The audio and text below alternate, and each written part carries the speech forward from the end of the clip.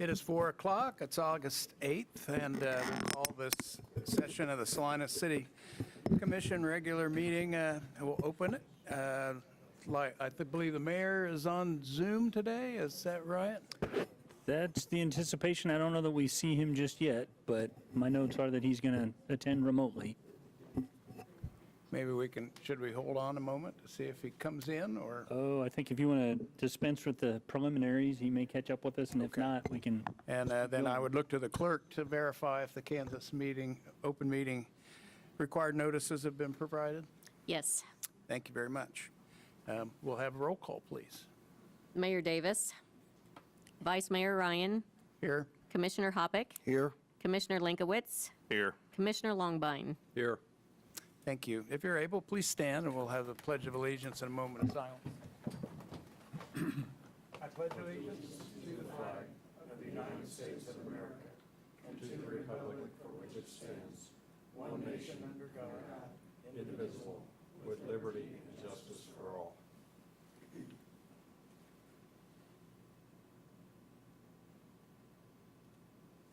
Thank you very much. You may be seated. Item 3, there are no awards or proclamations. Item 4, no public hearings or items scheduled for a certain time. That'll bring us to the consent agenda. Item 5.1, approve the minutes of August 1, 2022. Item 5.2, approve the special minutes of August 3, 2022. Are there any items here that any commissioners would like to pull for discussion? Take a motion to approve. Move to approve the consent agenda. Second. Been moved and seconded to approve the consent agenda. All those in favor say aye. Aye. Aye. Any opposed? That will pass 4-0. Administration 6.1. Item 6.1, approve ordinance number 22-11126 on second reading, levying special assessments against certain lots and pieces of property to pay the cost of abatement nuisances. Ordinance 22-11126 was passed on first reading on August 1st, 2022. I believe, at least at the time of the printing of our packet, no comments had been received. Is there any update on that? None that I'm aware of, but occasionally people will pay in the interim, and I just want to check with the finance director. Looks like nothing's changed. Okay. Any comment from the public on second reading? Bring it back to the commission for action. Vice Mayor Ryan, I move we approve ordinance number 22-11126 on second reading. I'll second that. Been moved and seconded. Could we have a roll call, please? Commissioner Hoppick, Aye. Commissioner Linkowitz, Aye. Commissioner Longbine, Aye. Vice Mayor Ryan. Aye. And that will pass 4-0. 6.2. Item 6.2, status of city-owned property at 409 West Euclid.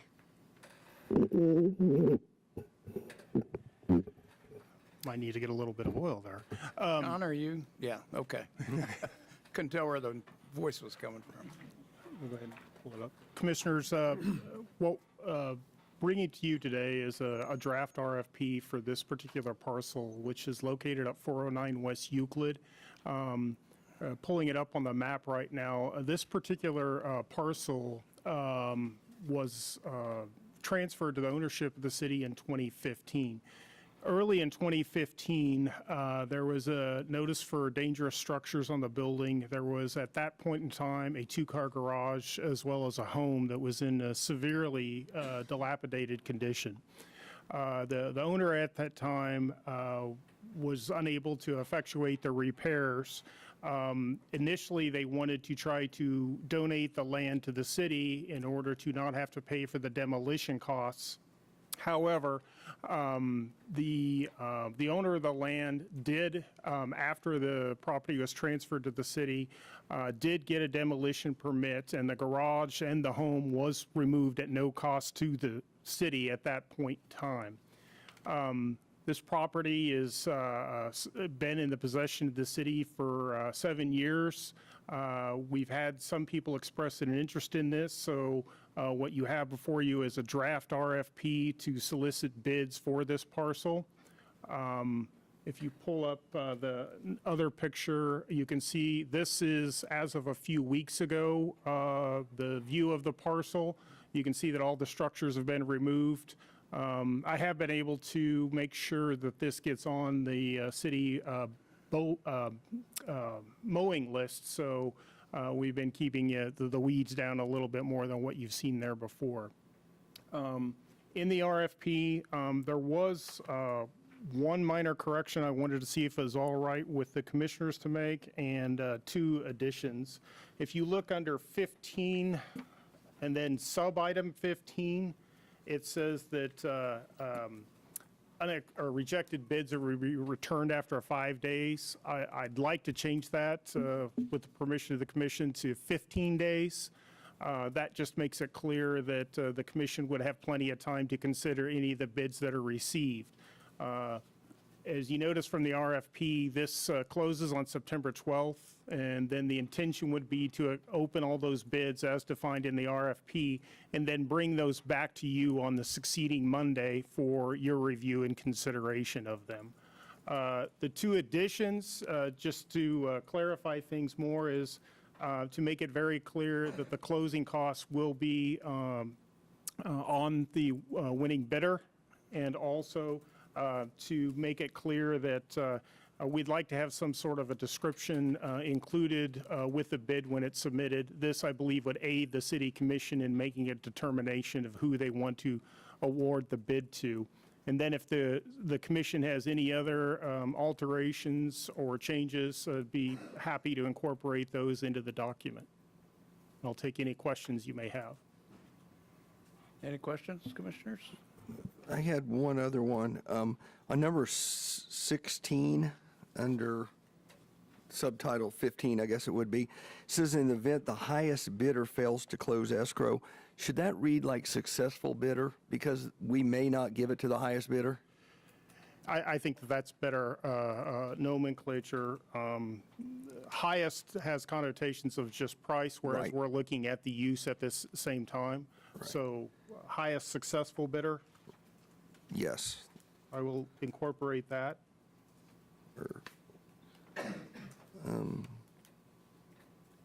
And on the blue sheet on the front page, just as clarification, on September 12th is the deadline for proposals to be received. And then the last sentence there says unsuccessful bid deposits will be returned within 5 days of September 12th. And that is what I was referring to in number 15. But up above it says we have 60 days after September 12th to review the bids. So it's going to be hard to review. I mean, if we have 60 days, shouldn't the bids?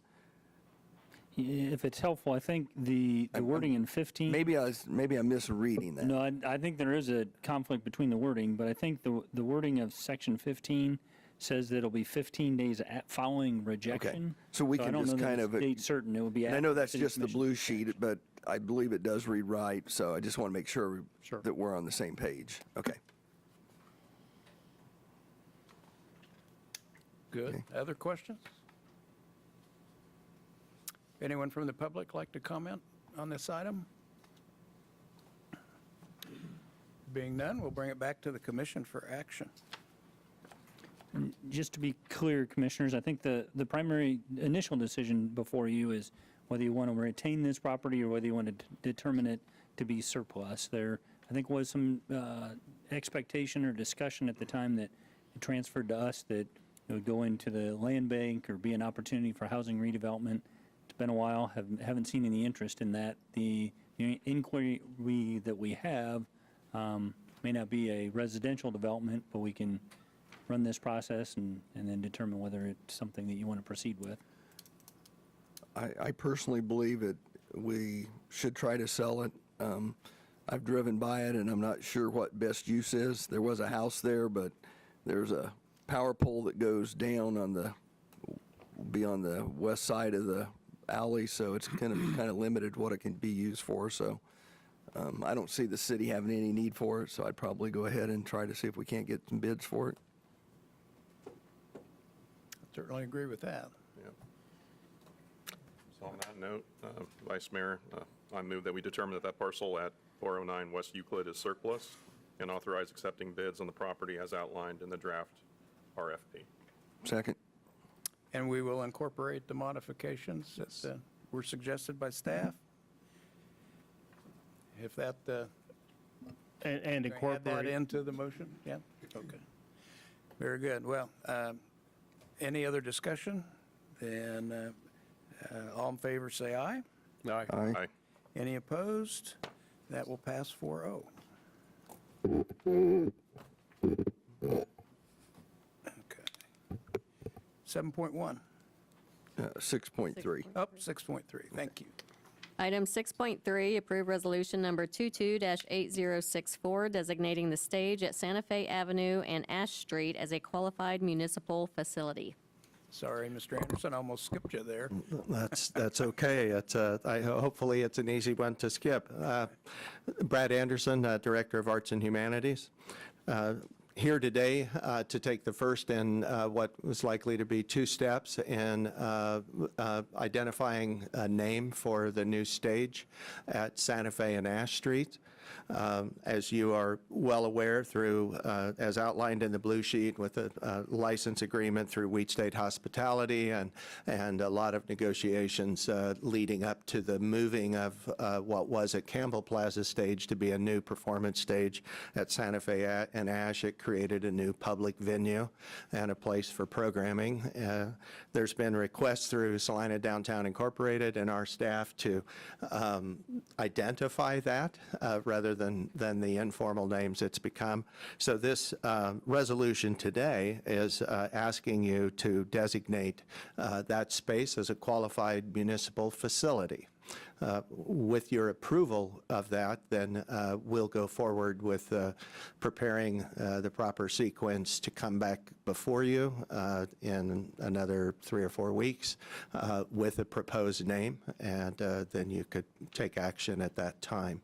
So we're using the first step in the naming of municipal facilities applications, which were attached in your packet as well. And so with that, I'll stand for questions. Any questions, commissioners? I'd like to jump ahead. The obvious question? What is the procedure of coming up with a name? Is it going to get public input, or? There has been some brainstorming and questions that have already kind of been asked of downtown stakeholders, and some information that was shared with you all a couple of months ago, I think, by Mr. Young regarding some of the new initiatives downtown. And then our staff and commission have done some preliminary discussions. And so, yes, we are scheduled for the August meeting. If there's any additional public input to that process, we have some discussion that's in our minutes on a proposed name to bring back to you. But certainly, if there was any additional public input, it could be considered at the next Arts Commission meeting.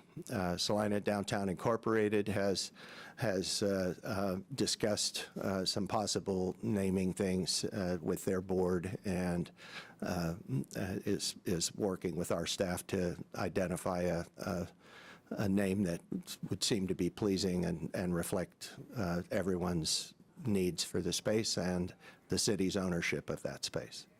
Is it possible that we could receive competing requests for the naming of that?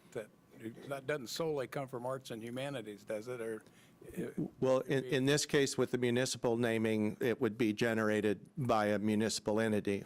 If Okay. Parks and Rec wants to throw down with us, I guess we could have under the municipal naming guidelines, I believe this, Mike, you may have to help me, but I believe this body could designate a name, or you could accept or reject the proposed name that we would bring back for you. But I can fast forward for you, Commissioner Longbine, to say that we were not identifying philanthropic naming or commemorative naming at this time in order to have it reflect the municipal nature of that space. There's some other spaces surrounding that that could be open in the future. I But, kind of wondered that because it seems like every venue now has a brand, like Tony's Pizza, Great Plains Event Center. Yeah, and the policy that we have is unique to Salina. It was custom written by the former city manager, and it's intended to culminate with city commission endorsement of whatever naming there might be, as well as recognize, as Brad said, there can be a municipal naming, which is more at the city government level. It could be philanthropic in terms of a donation, a contribution, a sponsorship, or it could be commemorative if you're naming it after someone. But the entire intention is, it may seem a little bit over-regimented, but it's to start by confirming we're open to naming whatever the location is in question in general, and then depending on which type of naming it is, there's a process, rather than find out that there's been fundraising and you have a sponsor that has expectations and it's the first year learning that we're considering a naming. In this particular case, no sponsorship at this point, but if you look at some of the professional stadiums, it can be, I don't even know how to pronounce it, but Geehaw Field at Arrowhead Stadium for the Chiefs. We could find ourselves in that scenario somewhere down the line. But right now, we're just trying to get a name on it, so everybody's calling it the same. Right, yeah, so we have a The point of space reference. is being booked and has been booked all summer since May 1st. And So if you go and, in to book it, and it doesn't even have a name. It's called Stage at Santa Fe and Ash. Or some people have informally on social media and others have called it 67401. So we're looking for a way to name that and to allow for future naming. As far as your, and I, two other guys more qualified here, I'm not sure I need to explain this, but you have the ability at any time to remove the municipal naming and assign it to someone else. If another entity or group, or when this parking lot, plaza, stage area kind of grows up and becomes whatever it may be in another 5 or 10 years, there may be an opportunity to re-identify that in a bolder way than we might be able to do right now, as we're just trying to get it programmed and occupied. So I think there will be some opportunities as we designate kind of what that parking lot is, what that space is, how our community responds to that. What we bring forward to you will be reflective of that kind of dynamic place that we are right now as a community and with the downtown revitalization. Vice Mayor, if I may, to Commissioner Longbind's earlier question, when this ultimately comes back to you, it is actually a public hearing in which that consideration will occur with a at least 7-day published, as in the Salina Journal published, notice of that hearing. So hopefully anyone with interest would be aware of it being considered. Thank you.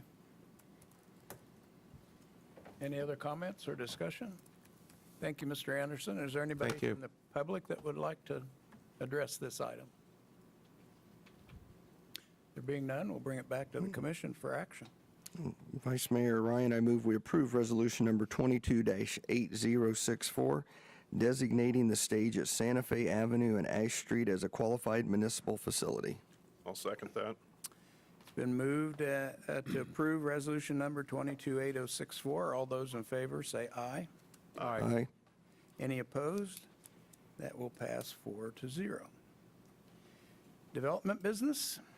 My packet says Michelle Martin, but is that who we have reporting? Yes. Okay. Yep. Item 7.1, approve resolution number 22-8062, accepting a conditional grant award for the 2022 Kansas Emergency Solutions Grant Program from the Kansas Housing Resources Corporation to benefit local recipient agencies, and authorize the mayor and city staff to sign the related grant documents for allocation of grant funds to 4 Salina agencies. Ms. Martin, I'm sorry I don't think I've met you prior Well, to this. hello, I'm Michelle Martin. I'm the Community Relations Supervisor. Okay. And thank you for allowing me to speak Yeah, today, thank you Mayor. for being here to present for us. Mayor and Commissioners, I just want to, just a little brief recap on this for everyone's attention in the audience. This is a grant request for the 2002 Emergency Solutions Grant, what we call ESG affectionately. It's a grant that actually comes from HUD and is approved to state entities who then approve local entities who then administer it in the local communities among different, whoever the applicants are. They're usually nonprofit entities. So that's kind of the pass-through for that. This grant, we came before you on June 13th, and you approved at that time for us to submit the grant application, which is a combined application with all the entities, the private entities. The city submits that. It was approved on June 13th. On June 16th, we submitted that, and then we got a notice of conditional approval on Friday, July 29th, with a deadline of today, August 8th. So it'll stay conditional until it would be approved by the body, the commission.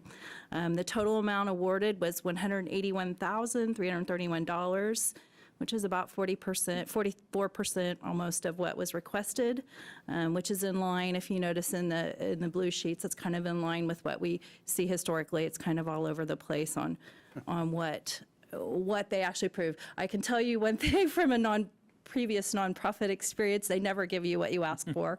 That's pretty much a guaranteed. So as a nonprofit, they're used to dealing with that. The KHC determined the amounts that were listed as listed in the blue sheet for each entity, and then they've approved for us to have an administration fee. We are not required to do a match as the city. It is only the entities that have to do a match, one for one. They have to match up with other forms of skin in the game, if you will. Some of it's monetary, some of it's actually based upon if they have a shelter, they can use the shelter's equity in that. It's a little bit more complicated. It's not just the whole equity of what the property is, but they have a formula for the way you can use different matching funds, but the city is awarded an administration fee that's just a pass-through. So there isn't any impact on the bottom line to the city with this, because we get some money to help administer and defer those costs, but we do not have to provide any matching funds, only the entities that are approved. It's allowed for, there's very specific uses of the funds. There's 5 categories that you can use it for: street outreach, emergency shelter, homeless prevention, rapid rehousing, and then what they call HMIS, which is basically the state's administrative, to be able to use their system, and they allow some use of time to use the administration, time for training of that. They have a database that's very specific that you have to use, and they allow for some of that recouping of an allowable source or allowable use of the funds.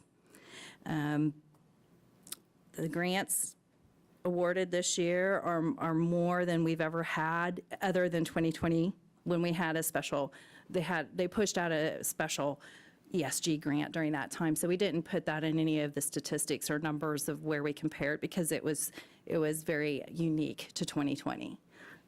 With that, I don't have anything else other than we would ask for you to do number 1 and take that action. The recommended action is that we approve to accept the conditional award and authorize staff to execute all required documents.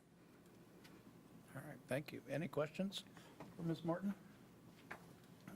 Yes, this is perhaps a question, but it's also a comment, because I had a question for Mr. Scragg, as far as the percentages that were awarded didn't match up to the percentages requested.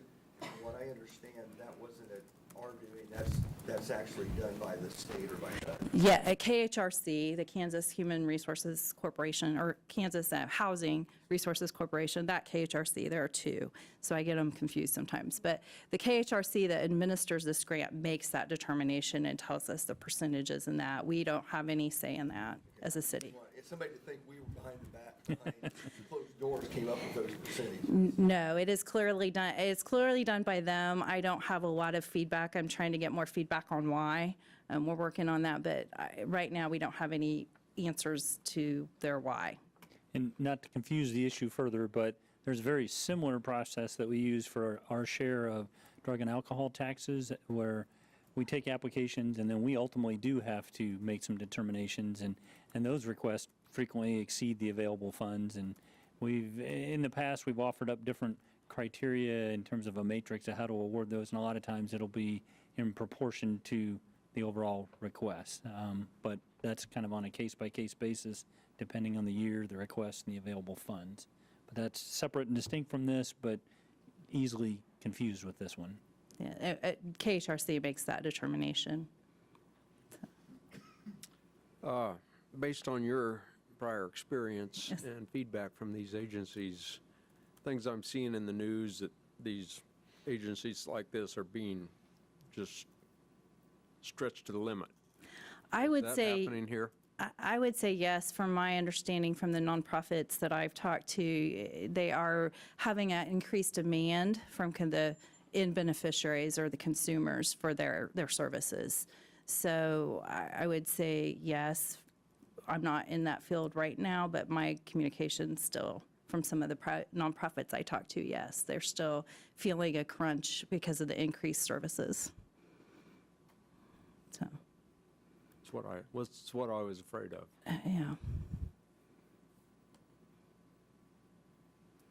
Anything else, Commissioners? Thank you very much. You're welcome. Appreciate it. Is there anyone from the public that would like to address this item? There being none, we'll bring it back to the commission here for action. Vice Mayor, I move we approve resolution number 22-8062, accepting the conditional grant award in the amount of $181,331 for the 2022 Emergency Solutions Grant. I'll second that. It's been moved and seconded to approve resolution number 22-8062. Ms. Martin's going to stay right there until we give it to her.